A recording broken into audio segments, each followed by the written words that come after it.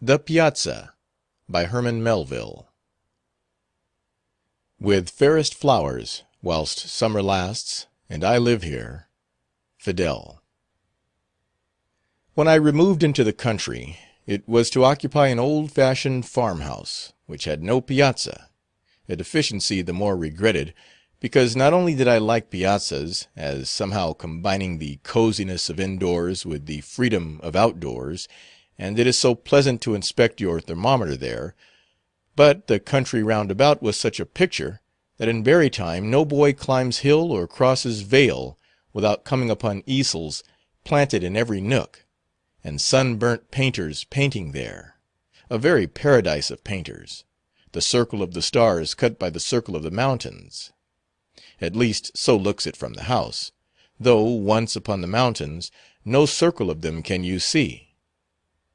Had the site been chosen 5 rods off, this charmed ring would not have been. The house is old.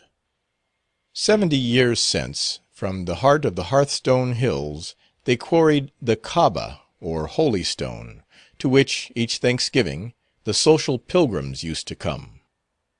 So long ago that in digging for the foundation the workmen used both spade and axe, fighting the troglodytes of those subterranean parts, sturdy roots of a sturdy wood, encamped upon what is now a long landslide of sleeping meadow, sloping away off from my poppy bed. Of that knit wood but one survivor stands, an elm, lonely through steadfastness. Whoever built the house, he builded better than he knew, or else Orion in the zenith flashed down his Damocles sword to him some starry night and said, "Build there." For how otherwise could it have entered the builder's mind, that, upon the clearing being made, such a purple prospect would be his? Nothing less than Greylock, with all his hills about him, like Charlemagne among his peers. Now, for a house so situated in such a country to have no piazza for the convenience of those who might desire to feast upon the view and take their time and ease about it, seemed as much of an omission as if a picture gallery should have no bench. For what but picture galleries are the marble halls of these same limestone hills? Galleries hung month after month anew with pictures ever fading into pictures ever fresh. And beauty is like piety. You cannot run and read it. Tranquillity and constancy, with nowadays an easy-chair, are needed. For though of old, when reverence was in vogue and indolence was not, the devotees of nature doubtless used to stand and adore, just as in the cathedrals of those ages the worshippers of a higher power did. Yet, in these times of failing faith and feeble knees, we have the piazza and the pew. During the first year of my residence, the more leisurely to witness the coronation of Charlemagne, weather permitting they crown him every sunrise and sunset, I chose me, on the hillside bank near by, a royal lounge of turf, a green velvet lounge with long moss-padded back, while at the head, strangely enough, there grew, but I suppose for heraldry, 3 tufts of blue violets in a field argent of wild strawberries, and a trellis with honeysuckle I set for canopy. Very majestical lounge indeed, so much so that here, as with the reclining majesty of Denmark in his orchard, a sly earache invaded me. But if damps abound at times in Westminster Abbey, because it is so old, why not within this monastery of mountains, which is older? A piazza must be had. The house was wide, my fortune narrow, so that, to build a panoramic piazza, one round and round, it could not be, although indeed, considering the matter by rule and square, the carpenters, in the kindest way, were anxious to gratify my furthest wishes, at I've forgotten how much a foot. Upon but one of the 4 sides would prudence grant me what I wanted. Now, which side?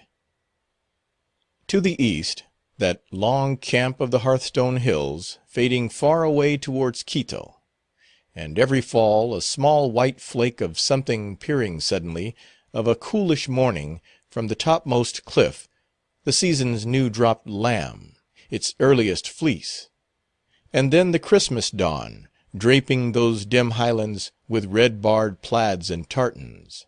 Goodly sight from your piazza, that. Goodly sight, but to the north is Charlemagne. Can't have the Hearthstone Hills with Charlemagne.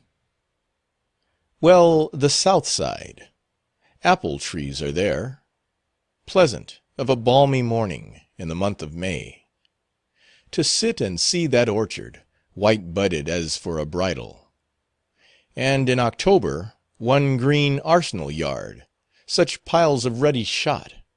Very fine, I grant, but to the north is Charlemagne. The west side. Look, an upland pasture, alleying away into a maple wood at top. Sweet in opening spring, to trace upon the hillside, otherwise grey and bare. To trace, I say, the oldest paths by their streaks of earliest green. Sweet indeed, I can't deny. But to the north is Charlemagne. So Charlemagne, he carried it. It was not long after 1848, and somehow about that time, all round the world, these kings, they had the casting vote, and voted for themselves. No sooner was ground broken than all the neighborhood, neighbor Dives in particular, broke too into a laugh. Piazza to the north, winter piazza. Once, of winter midnights, to watch the aurora borealis, I suppose. Hope he's laid in good store of polar muffs and mittens. That was in the lion month of March. Not forgotten are the blue noses of the carpenters, and how they scouted at the greenness of the chit, who would build his sole piazza to the north. But March don't last forever. Patience, and August comes. And then in the cool Elysium of my northern bower, I, Lazarus, in Abraham's bosom, cast down the hill a pitying glance on poor old Dives, tormented in the purgatory of his piazza to the south. But even in December this northern piazza does not repel, nipping cold and gusty though it be, and the north wind, like any miller, bolting by the snow, in finest flower. For then once more, with frosted beard, I pace the sleety deck, weathering Cape Horn. In summer, too, Canute-like, sitting here, one is often reminded of the sea. For not only do long ground swells roll the slanting grain, and little wavelets of the grass ripple over upon the low piazza as their beach, and the blown down of dandelions is wafted like the spray, and the purple of the mountains is just the purple of the billows, and a still August noon broods upon the deep meadows, as a calm upon the line. But the vastness and the lonesomeness are so oceanic, and the silence and the sameness too, that the first peep of a strange house rising beyond the trees is for all the world like spying, on the Barbary coast, an unknown sail. And this recalls my inland voyage to Fairyland. A true voyage, but take it all in all, interesting as if invented. From the piazza, some uncertain object I had caught mysteriously snugged away, to all appearance, in a sort of purpled breast-pocket, high up in a hopper-like hollow, or sunken angle among the northwestern mountains. Yet whether really it was on a mountain-side or a mountain-top could not be determined, because though viewed from favourable points, a blue summit, peering up away behind the rest, will, as it were, talk to you over their heads, and plainly tell you that though he, the blue summit, seems among them, he is not of them, God forbid, and indeed would have you know that he considers himself, as to say truth he has good right, by several cubits their superior. Nevertheless, certain ranges here and there, double-filed as in platoons, so shoulder and follow up upon one another, with their irregular shapes and heights, that from the piazza, a nigher and lower mountain will in most states of the atmosphere effacingly shade itself away into a higher and further one; that an object bleak on the former's crest will, for all that, appear nested in the latter's flank. These mountains, somehow, they play at hide-and-seek, and all before one's eyes. But be that as it may, the spot in question was, at all events, so situated as to be only visible, and then but vaguely, under certain witching conditions of light and shadow. Indeed, for a year or more I knew not there was such a spot, and might, perhaps, have never known, had it not been for a wizard afternoon in autumn, late in autumn, a mad poet's afternoon, when the turned maple woods in the broad basin below me, having lost their first vermilion tint, dully smoked, like smouldering towns, when flames expire upon their prey, and rumour had it, that this smokiness in the general air was not all Indian summer, which was not used to be so sick a thing, however mild, but in great part was blown from far-off forests, for weeks on fire in Vermont, so that no wonder the sky was ominous as Hecate's cauldron, and two sportsmen crossing a red stubble buckwheat field seemed guilty Macbeth and foreboding Banquo, and the hermit's son hutted in an Adullam cave well towards the south, according to his season, did little else but by indirect reflection of narrow rays shot down a Simplon pass among the clouds, just steadily paint one small round strawberry mole upon the wan cheek of northwestern hills, signal as a candle, one spot of radiance, where all else was shade. Fairies there, thought I, some haunted ring where fairies dance. Time passed, and the following May, after a gentle shower upon the mountains, a little shower, islanded in misty seas of sunshine, such a distant shower, and sometimes 2 and 3 and 4 of them, all visible together in different parts. As I loved to watch from the piazza, instead of thunderstorms as I used to, which wrap old Greylock like a Sinai, till one thinks swart Moses must be climbing among scathed hemlocks there. After, I say, that gentle shower, I saw a rainbow, resting its further end just where, in autumn, I had marked the mole. Fairies there, thought I, remembering that rainbows bring out the blooms, and that if one can but get to the rainbow's end, his fortune is made in a bag of gold. Yon rainbow's end. Would I were there, thought I, and none the less I wished it, for now first noticing what seemed some sort of glen or grotto in the mountain side, at least, whatever it was, viewed through the rainbow's medium, it glowed like the Potosi mine. But a workaday neighbor said, no doubt it was but some old barn, an abandoned one, its broadside beaten in, the acclivity its background. But I, though I had never been there, I knew better. A few days after, a cheery sunrise kindled a golden sparkle in the same spot as before. The sparkle was of that vividness it seemed as if it could only come from glass. The building, then, if building after all it was, could at least not be a barn, much less an abandoned one. Stale hay, 10 years musting in it. No, if aught built by mortal, it must be a cottage, perhaps long vacant and dismantled, but this very spring magically fitted up and glazed. Again, one noon, in the same direction, I marked, over dimmed tops of terraced foliage, a broader gleam, as of a silver buckler, held sunwards over some croucher's head, which gleam, experience in like cases taught, must come from a roof newly shingled. This, to me, made pretty sure the recent occupancy of that far cot in fairyland. Day after day now, full of interest in my discovery, what time I could spare from reading the Midsummer's Night Dream, and all about Titania, wishfully I gazed off towards the hills, but in vain. Either troops of shadows, an imperial guard with slow pace and solemn, defiled along the steeps, or, routed by pursuing light, fled broadcast from east to west, old wars of Lucifer and Michael. Or the mountains, though unvexed by these mirrored sham fights in the sky, had an atmosphere otherwise unfavourable for fairy views.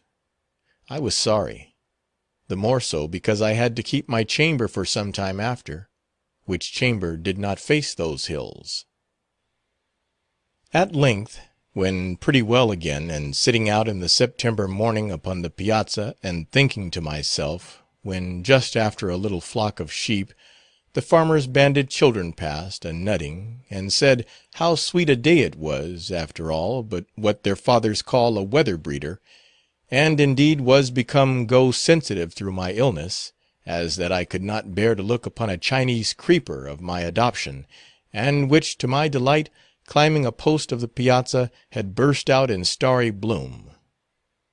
But now, if you removed the leaves a little, showed millions of strange cankerous worms, which, feeding upon those blossoms, so shared their blessed hue as to make it unblessed evermore, worms whose germs had doubtless lurked in the very bulb which so hopefully I had planted. In this ingrate peevishness of my weary convalescence was I sitting there, when, suddenly looking off, I saw the golden mountain window, dazzling like a deep-sea dolphin. Fairies there, thought I once more, the queen of fairies at her fairy window, at any rate some glad mountain girl. It will do me good, it will cure this weariness, to look on her. No more.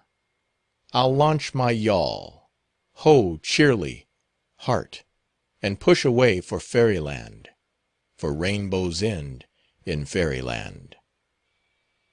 How to get to fairyland, by what road, I did not know, nor could any one inform me, not even one Edmund Spenser, who had been there, so he wrote me. Further than that to reach fairyland it must be voyaged to, and with faith. I took the fairy mountain's bearings, and the first fine day, when strength permitted, got into my yawl, high pommelled leather one, cast off the fast, and away I sailed, free voyager as an autumn leaf. Early dawn, and sallying westward, I sowed the morning before me. Some miles brought me nigh the hills, but out of present sight of them. I was not lost, for roadside golden-rods as guide-posts pointed, I doubted not, the way to the golden window. Following them, I came to a lone and languid region, where the grass-grown ways were travelled but by drowsy cattle, that, less waked than stirred by day, seemed to walk and sleep. Browse they did not. The enchanted never eat. At least, so says Don Quixote, that sagest sage that ever lived. On I went, and gained at last the fairy mountain's base, but saw yet no fairy ring. A pasture rose before me, letting down 5 mouldering bars, so moistly green they seemed fished up from some sunken wreck. A wigged old Ares, long-visaged and with crumpled horn, came snuffing up, and then, retreating decorously, led on along a milky way of white weed, past dim clustering Pleiades and Hyades, of small forget-me-nots, and would have led me further still his astral path, but for golden flights of yellow birds, pilots surely, to the golden window, to one side flying before me, from bush to bush, towards deep woods, which woods themselves were luring, and somehow lured too, by their fence banning a dark road, which, however dark, led up. I pushed through, when Ares, renouncing me now for some lost soul, wheeled and went his wiser way, forbidding and forbidden ground to him. A winter wood road, matted all along with winter green. By the side of pebbly waters, waters the cheerier for their solitude, beneath swaying fir boughs, petted by no season, but still green and all, on I journeyed, my horse and I. On by an old saw-mill, bound down and hushed with vines, that his grating voice no more was heard. On by a deep flume clove through snowy marble, vernal tinted, where freshet eddies had, on each side, spun out empty chapels in the living rock. On where jacks in the pulpit, like their Baptist namesake, preached but to the wilderness. On where a huge cross-grained block, fern-bedded, showed where, in forgotten times, man after man had tried to split it, but lost his wedges for his pains, which wedges yet rusted in their holes. On where ages past, in step-like ledges of a cascade, skull-hollow pots had been churned out by ceaseless whirling of a flintstone, ever wearing, but itself unworn.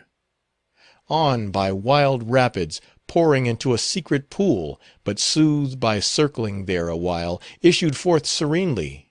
On to less broken ground, and by a little ring where truly fairies must have danced, or else some wheel tire been heated, for all was bare. Still on, and up, and out into a hanging orchard, where maidenly looked down upon me a crescent moon from morning. My horse hitched low his head. Red apples rolled before him. Eve's apples. Seek no furthers. He tasted one, I another. It tasted of the ground. Fairyland not yet, thought I, flinging my bridle to a humped old tree, that crooked out an arm to catch it. For the way now lay where path was none, and none might go but by himself, and only go by daring. Through blackberry brakes that tried to pluck me back, though I but strained towards fruitless growths of mountain laurel, up slippery steeps to barren heights, where stood none to welcome. Fairyland not yet, thought I, though the morning is here before me. Footsore enough and weary, I gained not then my journey's end, but came ere long to a craggy pass dipping towards growing regions still beyond. A zigzag road, half overgrown with blueberry bushes, here turned among the cliffs. A rent was in their ragged sides. Through it a little track branched off, which, upwards threading that short defile, came breezily out above, to where the mountain top, part sheltered northward by a taller brother, sloped gently off a space, ere darkly plunging. And here, among fantastic rocks, reposing in a herd, the foot-track wound, half-beaten, up to a little low-storied, greyish cottage, capped, nun-like, with a peaked roof. On one slope the roof was deeply weather-stained, and, nigh the turfy eaves trough, all velvet-napped. No doubt the snail-monks founded mossy priories there. The other slope was newly shingled. On the north side, doorless and windowless, the clapboards, innocent of paint, were yet green as the north side of lichened pines or copperless hulls of Japanese junks becalmed. The whole base, like those of the neighboring rocks, was rimmed about with shaded streaks of richest sod. For with hearthstones in fairyland, the natural rock, though housed, preserves to the last, just as in open fields, its fertilizing charm; only, by necessity, working now at a remove, to the sward without. So, at least, says Oberon, grave authority in fairy lore. Though, setting Oberon aside, certain it is, that even in the common world, the soil, close up to farmhouses, as close up to pasture rocks, is, even though untended, ever richer than it is a few rods off, such gentle, nurturing heat is radiated there. But with this cottage, the shaded streaks were richest in its front and about its entrance, where the ground-sill, and especially the door-sill, had, through long eld, quietly settled down. No fence was seen, no enclosure. Near by, ferns, ferns, ferns. Further, woods, woods, woods. Beyond, mountains, mountains, mountains. Then sky, sky, sky. Turned out in aerial commons, pasture for the mountain moon. Nature, and but nature, house and all. Even a low cross pile of silver birch, piled openly to season. Up among whose silvery sticks, as through the fencing of some sequestered grave, sprang vagrant raspberry bushes, wilful assertors of their right of way. The foot-track, so dainty narrow, just like a sheep-track, led through long ferns that lodged. Fairyland at last, thought I. Una and her lamb dwell here. Truly a small abode, mere palanquin, set down on the summit, in a pass between two worlds, participant of neither. A sultry hour, and I wore a light hat of yellow sinnet, with white duck trousers, both relics of my tropic sea-going. Clogged in the muffling ferns, I softly stumbled, staining the knees a sea-green. Pausing at the threshold, or rather where threshold once had been, I saw through the open doorway a lonely girl sewing at a lonely window. A pale-cheeked girl, and fly-specked window, with wasps about the mended upper panes. I spoke. She shyly started, like some Tahiti girl, secreted for a sacrifice, first catching sight through palms of Captain Cook. Recovering, she bade me enter, with her apron brushed off a stool, then silently resumed her own. With thanks I took the stool, but now, for a space, I too was mute. This, then, is the fairy mountain house, and here the fairy queen sitting at her fairy window. I went up to it. Downwards, directed by the tunneled pass, as through a levelled telescope, I caught sight of a far-off, soft, azure world. I hardly knew it, though I came from it. "You must find this view very pleasant," said I, at last. "Oh, sir," tears starting in her eyes. "The first time I looked out of this window, I said, never, never shall I weary of this." "And what wearies you of it now?"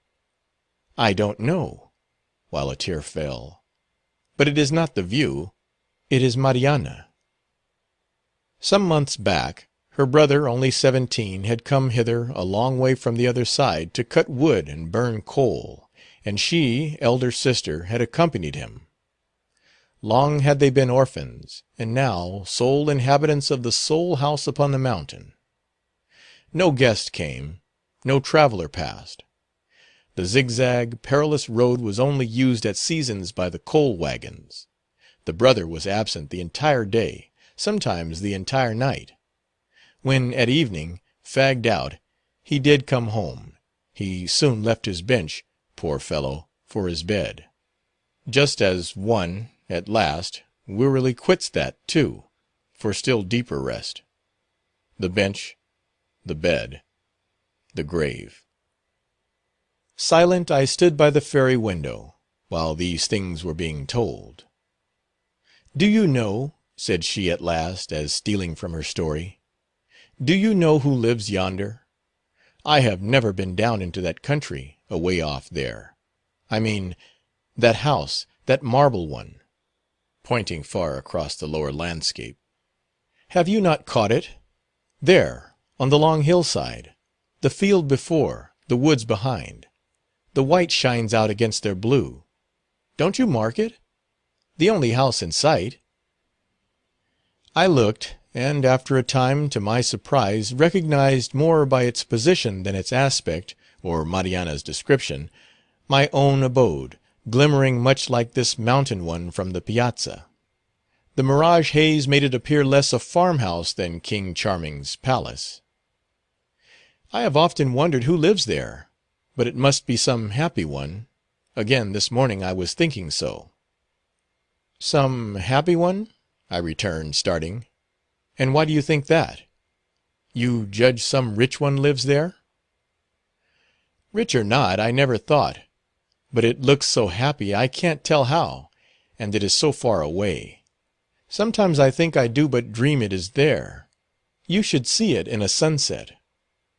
No doubt the sunset gilds it finely, but not more than the sunrise does this house, perhaps." "This house? The sun is a good sun, but it never gilds this house. Why should it? This old house is rotting. That makes it so mossy. In the morning the sun comes in at this old window, to be sure, boarded up, when first we came. A window I can't keep clean, do what I may, and half burns and nearly blinds me at my sewing, besides setting the flies and wasps astir. Such flies and wasps as only lone mountain houses know. See, here is the curtain, this apron. I try to shut it out with then. It fades it, you see. Sun gild this house? Not that ever Mariana saw." "Because when this roof is gilded most, then you stay here within." "The hottest, weariest hour of day, you mean? Sir, the sun gilds not this roof. It leaked so, brother newly shingled all one side. Did you not see it? The north side, where the sun strikes most on what the rain has wetted. The sun is a good sun, but this roof in first scorches and then rots. An old house. They went west, and are long dead, they say, who built it. A mountain house. In winter no fox could den in it. That chimney place has been blocked up with snow, just like a hollow stump." "Yours are strange fancies, Mariana." "They but reflect the things." "Then I should have said, these are strange things, rather than yours are strange fancies." "As you will," and took up her sewing. Something in those quiet words, or in that quiet act, it made me mute again, while noting, through the fairy window, a broad shadow stealing on, as cast by some gigantic condor, floating at brooding poise on outstretched wings. I marked how, by its deeper and inclusive dusk, it wiped away into itself all lesser shades of rock or fern. "You watch the cloud," said Mariana. "No, a shadow. A cloud's, no doubt, though that I cannot see. How did you know it? Your eyes are on your work." "It dusked my work. There, now the cloud is gone. Tray comes back." "How?" "The dog, the shaggy dog. At noon he steals off of himself to change his shape, returns and lies down a while nigh the door. Don't you see him? His head is turned round at you, though when you came he looked before him. Your eyes rest but on your work. What do you speak of?" "By the window, crossing." "You mean this shaggy shadow, the nigh one? And yes, now that I mark it, it is not unlike a large black Newfoundland dog. The invading shadow gone, the invaded one returns. But I do not see what casts it." "For that you must go without." "One of those grassy rocks, no doubt." "You see his head? His face?" "The shadows? You speak as if you saw it, and all the time your eyes are on your work." "Tray looks at you, still without glancing up. This is his hour. I see him." "Have you then so long sat at this mountain window, where but clouds and vapours pass, that to you shadows are as things, though you speak of them as of phantoms? That by familiar knowledge, working like a second sight, you can, without looking for them, tell just where they are, though, as having mice like feet, they creep about and come and go?